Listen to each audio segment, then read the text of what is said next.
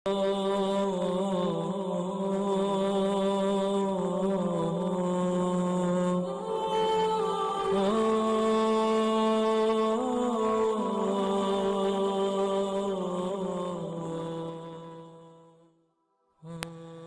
اللہ الرحمن الرحیم۔ السلام علیکم میرے معزز اور قابل احترام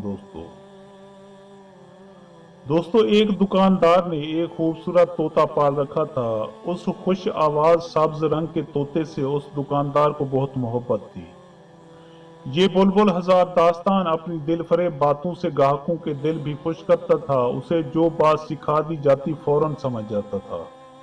مالک کی غیر موجودگی میں نہ صرف دکان کی نگہبانی کرتا بلکہ گاہکوں سے مزے کی باتیں کرتا رہتا۔ راستے میں آنے جانے والے لوگ بھی اس کی سحر انگیز باتوں سے خوش ہوتے تھے۔ دوستو، ایک دن دکاندار کسی ضروری کام کے لیے کہیں گیا ہوا تھا کہ اچانک ایک بلی دکان کے اندر گھس آئی اور ایک چوہے کے پیچھے بھاگی۔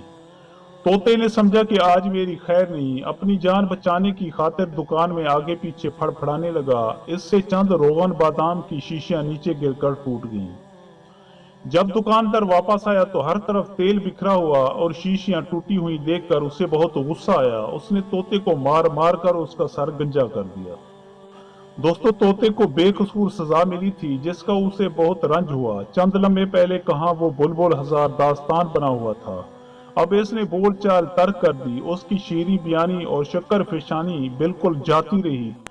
طوطے کے اس فعل سے دکاندار کو سخت پریشانی اور ندامت ہوئی اور اپنے کیے پر پچھتایا۔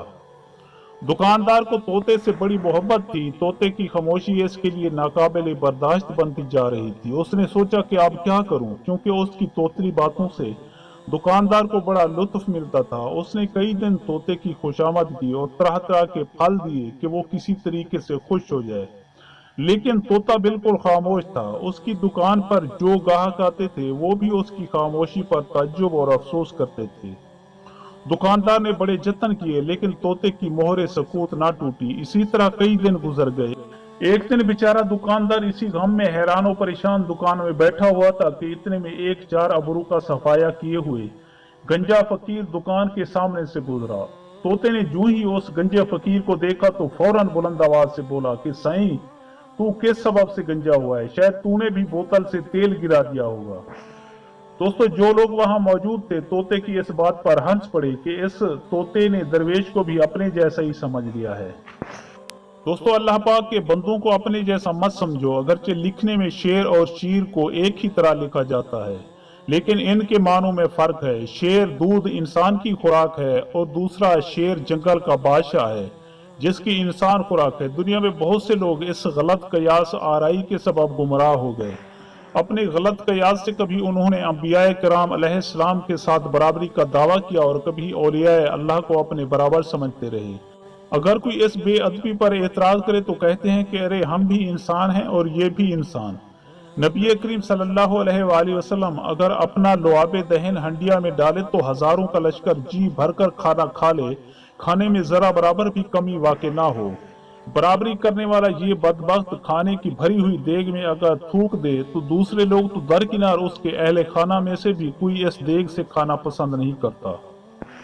دوستو، اس واقعے سے ہمیں یہ سبق ملتا ہے کہ تحقیق کے بغیر کسی کے متعلق یوں ہی قیاس آرائیاں نہ کرو۔ دوستو، میں امید کرتا ہوں کہ آپ کو میری یہ ویڈیو اچھی لگی ہو۔ اگر آپ کو میری یہ ویڈیو اچھی لگے تو پلیز آپ میرے چینل کو سبسکرائب اور اس ویڈیو کو لائک ضرور کیجیے اور اپنی قیمتی آراء کا اظہار نیچے کمنٹ سیکشن میں کرنا مت بھولیے۔ شکریہ، خدا حافظ۔